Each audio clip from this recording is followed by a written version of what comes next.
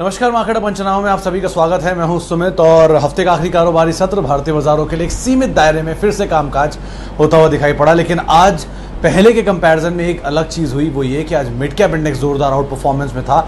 आज front line के comparison में मिड कैप स्मॉल कैप में फिर भी बाइंग का जो रुझान था वो ज़्यादा बेहतर आता हुआ दिखाई पड़ रहा था। निफ्टी भले ही आपको एक सीमित दायरे में ही दिखे, लेकिन मिड कैप आउट परफॉर्म कर रहा था। इसकी वजह से जो रेशियो था वो 3:2 की तरफ जाता हुआ दिखाई पड़ा।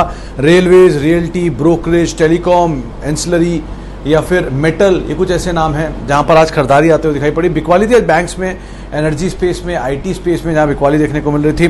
तेजी थी टाटा स्टील में, अदानी पोर्ट, जेएसडब्ल्यू स्टील जैसे शेयरों में फ्रंटलाइन इंडेक्स में। और अगर मिड कैप में जाएंगे तो Edelweiss Financial, Dish TV, Granules, Sunteck Realty, ये कुछ ऐसे नाम थे जहां पर एक जोरदार मूड बनता हुआ दिखाई पड़ रहा था।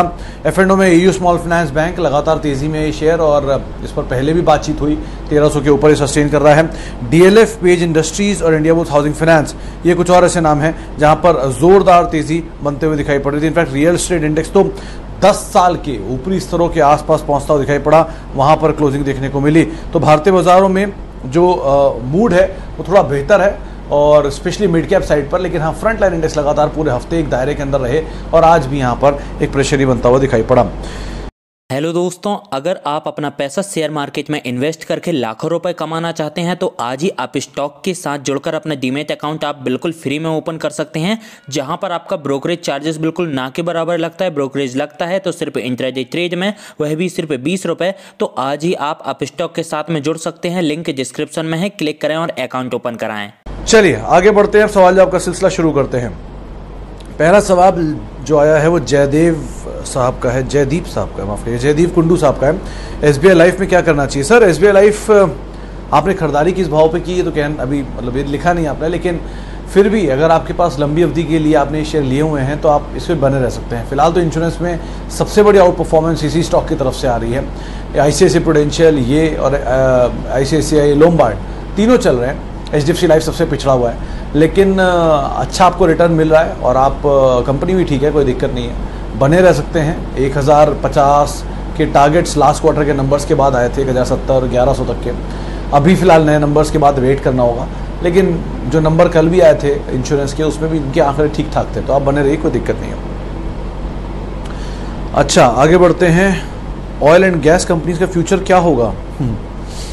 सिंह साहब, मतलब मुझे समझ में नहीं आ रहा आपको क्या सोचने पे आप मजबूर हुए ये चीज़, मतलब क्या देख के आप मजबूर हुए कि ऐसी सिचुएशन अराइज होगी? देखिए, पहली चीज़, क्रूड तेज़ी में है, $76 के आसपास है। पेट्रोल के दाम बढ़ रहे हैं, चलिए पेट्रोल के दाम तो रख ही देते अलग, क्योंकि उसमें सरकार टैक्स लेती है, लेकिन क्रूड की तेज़ी क्यों है? डिमांड होगी तभी तेज़ी है ना, या सप्लाई शॉर्टेज होगी, दो वजह हो सकती हैं। ग्रीन एनर्जी के ऊपर, बैटरी कंपनीज के ऊपर गवर्नमेंट का फोकस है, कामकाज हो रहा है, बड़ा ट्रिगर इनके लिए बन रहा है, सिचुएशन गेम चेंजर के तौर पे होगी। लेकिन इंडिया जैसी इकोनॉमी में अगले 10 साल एटलीस्ट लगेंगे, ना केवल व्हीकल के लिए। जो पेट्रोल डीजल का इस्तेमाल होता है वो टेलीकॉम में बहुत ज़्यादा होता है, आप टेलीकॉम टावर्स जो देखते हैं उनमें डीजल बहुत ज़्यादा यूज़ होता है। इंडस्ट्रीज़ के लिए यूज़ होता है, रेलवेज़ में मेजर यूज़ आता है, पब्लिक जो यूज़ करती है वो अलग। तो अगर ईवी यूज़ होंगे भी तो बाकी चीज़ों को आने में एटलीस्ट 10 साल तो लगेंगे। 10 साल के बाद किसी सिनेरियो किसने देखी है? तो आप फिलहाल के लिए तो ना घबराएं।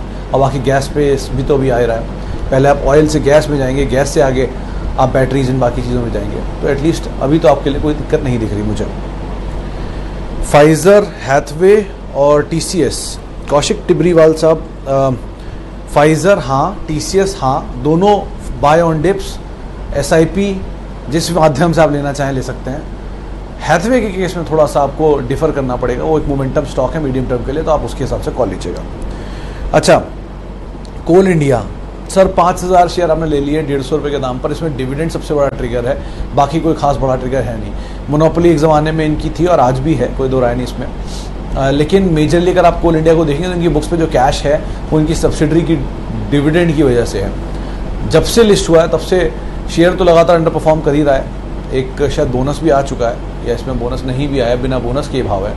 और 280 रुपये पे लिस्ट हुआ था, एक टाइम पे 450 रुपये जब गया था तब, या 390 जब गया था तब देश की नंबर 1 कंपनी बन गया था मार्केट कैप के लिहाज से। खैर, वो उसके बाद इसमें लगातार गिरावट है और सरकार की तरफ से इक्विटी भी ऑफलोड हो रही है लगातार। तो बेटर है डिविडेंड के हिसाब से आप इसमें बने रहें, तेज़ी मिले तो आप निकल जाए, बहुत बड़ी तेज़ी की उम्मीद तो आप ना लगाएं, लेकिन हाँ मीडियम टर्म के लिए इसमें ज़रूर आप रह सकते हैं। लोधा डेवलपर 490 पे। देव शर्मा साहब आप थोड़े टाइम के लिए इसमें बने रहिए, और क्योंकि इतना अच्छा मुनाफा है तो आप ये कर सकते हैं, तो 25 शेयर लेकर निकल जाइए, 25 से भेज दिए 75 बने रहिए, क्योंकि रियल एस्टेट में तेज़ी है भी, ये शेयर चल भी रहा है, तो कुछ प्रॉफिट तो आपको ले ही लेना चाहिए बाज़ार की तेज़ी में, कुछ प्रॉफिट के साथ आप ज़रूर बने रह सकते हैं। अच्छा, आगे बढ़ते हैं। एस्कॉर्ट्स, दो लोगों का सवाल है, शिवम जी का भी और भावेश दोषी साहब का भी। सर एस्कॉर्ट्स के केस में कंपनी तो बढ़िया है, कोई दो राय नहीं है इसमें, इनफैक्ट ये इतने सालों में इतनी ग्रोथ दिखा चुकी है। रीसेंट ट्रिगर से ही शुरुआत करते हैं। इस कंपनी के लिए सबसे बड़ा ट्रिगर कुबूटा का दूसरा ऑफर ना है, ये एक बड़ी बात है। कुबूटा इसके लिए पहले प्रेफरेंशियल अलॉटमेंट एक बार कर चुके हैं, और शायद 1150 रुपये या 1180 रुपये के दाम पे वो प्रेफरेंशियल अलॉटमेंट था। दूसरा अलॉटमेंट अगर आता है तो वो जाहिर सी बात से ऊपर ही आएगा, 1350-1400 रुपये की रेंज में आने की बातचीत थी, अब पता नहीं कहाँ आएगा, लेकिन अगर आता है तो वो मालिकाना हक में बड़ा फेरबदल कर सकता है। कंपनी नहीं भी अगर मालिकाना हक में फेरबदल देखती है तो भी बहुत अच्छी है, और कुबोटा की रेंज भी बहुत अच्छे से बाजार में देखी जा रही है। मॉनसून के आंकड़े हैं ही, सोमवार तक पूरे देश में सक्रिय हो जाएगा मॉनसून, आज ही IMD का बयान आया था। आप बने रहिए, कोई दिक्कत नहीं है, कहीं फॉल मिल जाए 700-800 रुपये तक आ जाए तो आप ज़रूर इसमें खरीदारी भी करिएगा।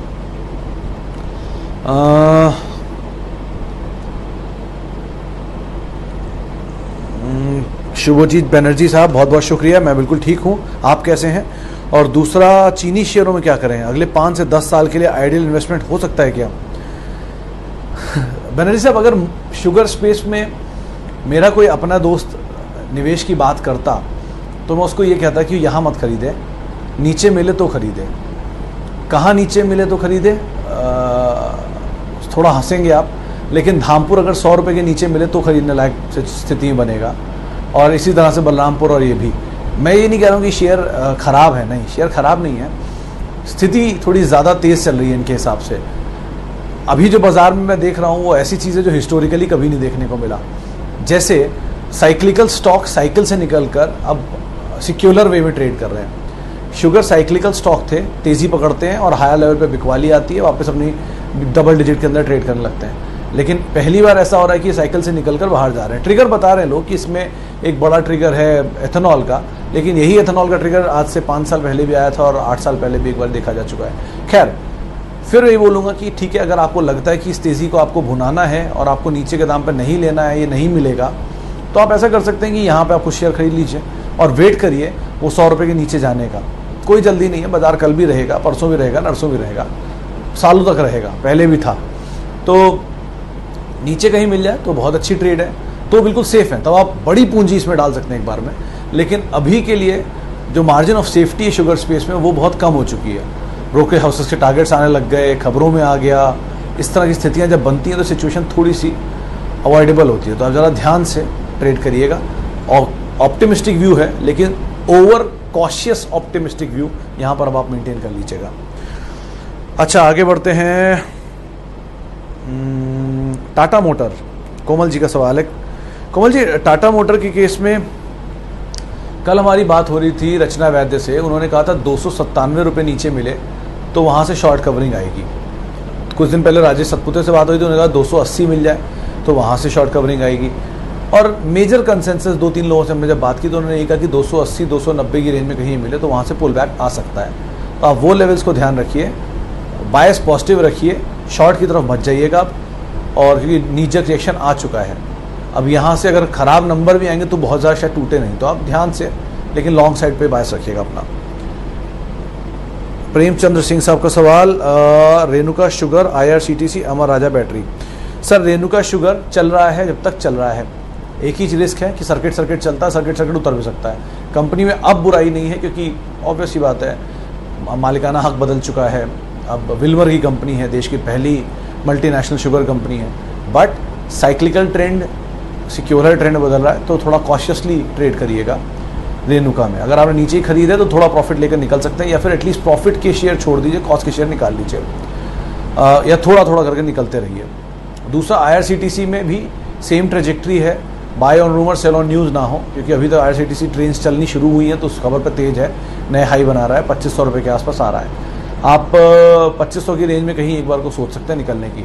अमर राजा बैटरी कंपनी बेटर है, लेकिन वो लॉन्ग टर्म का होराइजन आपको रखना होगा उसके लिए, और नीचे मिले तो ज़्यादा बेहतर पोजीशन रहेगी।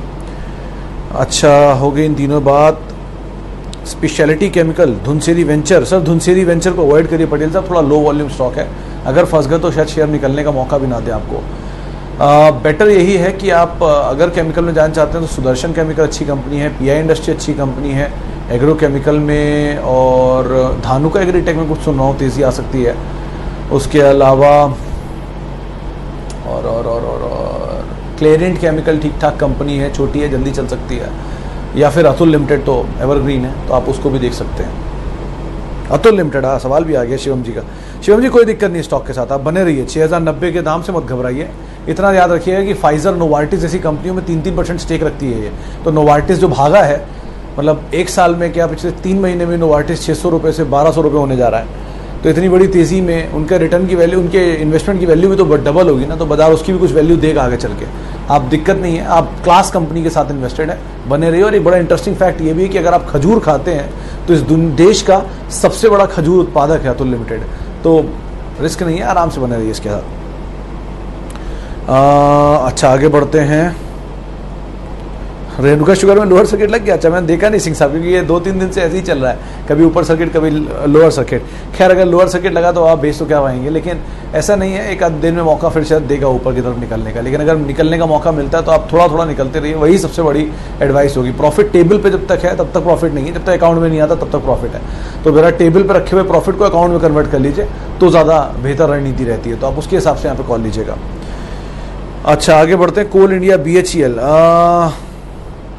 कोल इंडिया BHEL, सर कोल इंडिया में तो वसीम शेख साहब मैं सवाल पर राय दे चुका हूँ, अवॉइड ही करिए।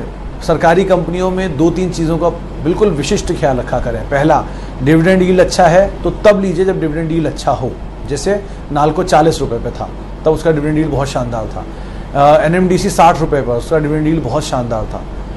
इस हिसाब से इन्हें देखिए, जब ये चल जाते हैं तो मुश्किल होता है वो डिविडेंड यील्ड पाना। दूसरा, सरकार OFS में हिस्सा ना बेचे।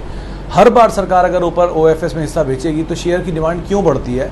क्योंकि उसकी सप्लाई नहीं होती है और डिमांड ज़्यादा होती है। लेकिन सरकार अगर हिस्सा बेच देगी तो सप्लाई आ जाएगी ना, तो डिमांड कैसे रहेगी? उतनी डिमांड तो वहीं से पूरी हो जाएगी। तो इस लिहाज से भी आप अवॉइड कर सकते हैं। BHEL हाँ ठीक ठाक दाम पर है, फिर भी आप इसमें एक बार को बने रह सकते हैं, लेकिन कोल इंडिया अवॉइड कर सकते हैं। अच्छा आगे बढ़ते हैं। लार्सन दोषी साहब, लार्सन एंड टूब्रो के बारे में मतलब क्या बोलूँ? अगर आप इन्वेस्टर हैं तो आप मुझसे बखूबी जानते होंगे ज़्यादा कि किस तरह की ये कंपनी है। हिस्ट्री पढ़िए कभी, ऐतिहासिक कंपनी ने कदम उठाए हैं अपने फील्ड में, और बड़े सारे एक्विजिशंस के बाद, बड़ी जाइंट के एक्विजिशंस के बाद अपने आप को संभाला है। तो ये कंपनी ने बहुत ट्रबल टाइम्स से अपने आप को निकाला है, तो वो तो कोई दिक्कत ही नहीं है। अब रही बात टेक्निकल मीडियम टर्म की, तो मीडियम टर्म में भी सर इसकी सब्सिडरीज की इन्वेस्टमेंट वैल्यू काफ़ी ज़्यादा है, ये हमारे दीवान साहब कई बार बता भी चुके हैं। तो वो इन्वेस्टमेंट वैल्यूज़ को अगर SOTP के हिसाब से देखिए तो उसमें वैल्यू तो बहुत है, अनफोल्ड नहीं हुई है। बने रहिए, ज़्यादा बेहतर है इसके साथ। अच्छा आगे बढ़ते हैं। टाटा मोटर में बातचीत कर चुके हैं। स्पेशलिटी केमिकल अभी बताया ना। अच्छा स्मॉल कैप चाहिए बट सर, स्मॉल कैप बाजार में अभी बचा है कुछ? क्योंकि मुझे तो ऐसा लग रहा है कि बाजार में स्मॉल कैप मिड कैप की री रेटिंग होगी, यानी कि वो क्राइटेरिया ही बदलेगा कि स्मॉल कैप का मार्केट कैप कितना होता है। क्योंकि बाजार इतना भाग चुका है, आपके हिसाब से आप किसे स्मॉल कैप मानते हैं? आज भी स्मॉल कैप की कैटेगरी में अगर आप डालेंगे तो हैप्पीएस्ट माइंड आता है, 16,000 करोड़ की कंपनी है। तो 16,000 करोड़ की कंपनी स्मॉल कैप में अगर आप डालेंगे तो हैप्पीएस्ट माइंड स्मॉल कैप तो नहीं है ना किसी भी एंगल से। तो बाजार शायद इसको री रेट करेगा। अब जो बाजार के स्मॉल कैप वो एक्चुअल मिड कैप बन चुके हैं, तो ये बेंचमार्क कुछ नहीं है। आप स्मॉल कैप में आप पुष्कर केमिकल देखेंगे, फिर स्मॉल कैप में इस तरह की कंपनीज को देखिए, लेकिन रिस्की ज़्यादा हैं। लार्ज कैप के साथ फिलहाल रहिए क्योंकि बाजार बहुत बॉयेंट है, वहाँ फिर भी पैसा सेफ रहेगा। कैपिटल प्रोटेक्शन पहली प्रायोरिटी, कैपिटल बढ़े या एप्रिसिएशन दूसरी प्रायोरिटी फिलहाल बाजार में रखिए, वो ज़्यादा बेटर होगा। अच्छा आगे बढ़ते हैं। और आरकॉम, अरे मोदी साहब आज ही इसमें खबर आई थी, इकोनॉमिक टाइम्स में खबर थी कि 29 जुलाई तक शायद इनके लाइसेंस को लेकर कुछ फैसला हो सकता है। एक बार ये खबर गूगल कर लीजिएगा। अगर लाइसेंस, वैसे तो इस कंपनी में ऐसा कुछ जान है नहीं अभी तक, कोई नंबर्स पे इसके रिफ्लेक्शन है नहीं, तो अगर नंबर सुधरेंगे तभी इसमें जाइएगा। रिलायंस पावर चल रहा है, रिलायंस इंफ्रा चल रहा है, इसलिए सिर्फ मत जाइएगा। और दूसरे से रिलेटेड खबर जो तो गूगल कर लीजिएगा, 29 जुलाई अगर मैं गलत नहीं हूँ तारीख पर इनके लाइसेंस के ऊपर कुछ रिव्यू मीटिंग है, तो वो क्रूशियल रहेगा। अगर वहाँ से कुछ भी नेगेटिव आता है तो कंपनी के लिए दिक्कत हो सकती है। ध्यान से ज़रा ट्रेड करिएगा इस कंपनी के साथ। अच्छा, इन्फो एज करंट लेवल पर, सोमानी जी अगर आप इन्फो एज को सिर्फ इसलिए ले रहे हैं कि जोमेटो का IPO आ रहा है तो जोमेटो ही ले लीजिए, इन्फो एज को लेने की क्या ज़रूरत है। वैल्यू अनलॉकिंग मतलब buy on rumour sell on news होगा पहले तो, कि लगातार तेज़ी में चल रहा है, जोमेटो का IPO आएगा आएगा आएगा, आ गया तो पिल जाए, मतलब ऊपर से गिर सकता है, तो आप अकॉर्डिंगली यहाँ पर कॉल ले सकते हैं। लेकिन कंपनी बुरी नहीं है, भागा बहुत ज़्यादा है, थोड़ा नीचे मिल जाए तो कोई दिक्कत नहीं लेने में, लेकिन अभी सिर्फ इसलिए कि बज़ है अवॉइड करिए। बाजार में बहुत कुछ है लेने के लिए, प्लस अगर आपको लेना है जिस बड़े ट्रिगर के लिए तो वो ट्रिगर ही सामने खड़ा है, आप उसको क्यों नहीं चुन लेते हैं, वो ज़्यादा बेहतर नहीं है। अच्छा आगे बढ़ते हैं। और मारुति 9800, सतीश जी बड़ी पुरानी खरीद लगती है आपकी। खैर मतलब जब आपने खरीदा था तब भी और आज भी मार्केट शेयर में शायद 8% का डिक्लाइन है मारुति के। तब 56% मार्केट शेयर होता था पैसेंजर व्हीकल स्पेस में, अब 48% या 49% है। लेकिन एज सच तो कंपनी के लिए कोई बड़ा झटका नहीं है। दोबारा वो दाम रिज्यूम हो सकता है हो, उस समय पर 12,000 11,000 टारगेट आते थे, मुझे अभी भी याद है। लेकिन अभी भी कंपनी के फंडामेंटल में तो कोई बदलाव नहीं हुआ है। ऑटो मार्केट थोड़ी सी ढीली जरूर पड़ गई, लेकिन कंपनी के पास गाड़ियों की प्रोफाइल बहुत अच्छी है। स्विफ्ट को देखिए, ब्रेजा को देखिए, बलेनो को देखिए, नेक्सा रेंज देखिए, इनकी ईवी में भी कामकाज है। ऐसा कोई दिक्कत नहीं है। आप इन्वेस्टर रहते हैं टाइम से बने हुए हैं, अभी बने रहिए, प्रॉब्लम नहीं है। नीचे मिल जाए तो आप उल्टा और बढ़ाइए, खरीदारी करिए इसमें। नीचे ऐसे आपकी दाम के आधे भी आया था बीच में 4500, वहाँ खरीदारी कर लेते, कोई दिक्कत नहीं था इसके साथ। CDSL, ये अच्छा सवाल आया है मनीष शर्मा साहब का। शर्मा साहब, CDSL केस में 4 करोड़ के जो मतलब कल ही मैं पढ़ रहा था, ट्वीट किया था किसी ने CDSL को लेकर, कुछ डेटा था कि पहला 1 करोड़ इन्वेस्टर्स जो बने या अकाउंट खुले उनमें 10 साल लगे, लेकिन लास्ट के 1 करोड़ के अंदर जो अकाउंट खुले वो सिर्फ 6 महीने में खुल गए। आज ब्रोकरेज हाउसेस की रफ्तार आपने देखी ही होगी, तो जिस तरह की चाल उनमें है, लग नहीं रहा कि इस कंपनी के नंबर से कुछ ढीलापन आया है। आप बने रहिए, नीचे मिल जाए आप और खरीदारी करिए, और कोई कन्विक्शन में कमी नहीं है स्टॉक के साथ, आराम से आप तेजी और एंजॉय कर सकते हैं। इन्वेस्टर के तौर पे स्टॉक को देखिएगा। चलिए फिलहाल अब इतने ही सवालों को शामिल करूंगा, सवाल क्योंकि समय खत्म हो गया है, 54 हो गया। माफ़ी चाहूँगा उन सभी लोगों से जिनसे आज हम बातचीत नहीं कर पाए। बहुत बहुत शुक्रिया उन सभी लोगों का जिन्होंने आज हमसे सवाल पूछे। आपसे अब अगले हफ्ते मुलाकात होगी, और तब तक के लिए आप मेरे साथ जुड़ सकते हैं। @सुमित रिसर्च मेरा ट्विटर हैंडल है, और ध्यान से संभल कर ट्रेड करिएगा। और अगले वीकेंड तक के लिए हैप्पी वीकेंड, नमस्कार।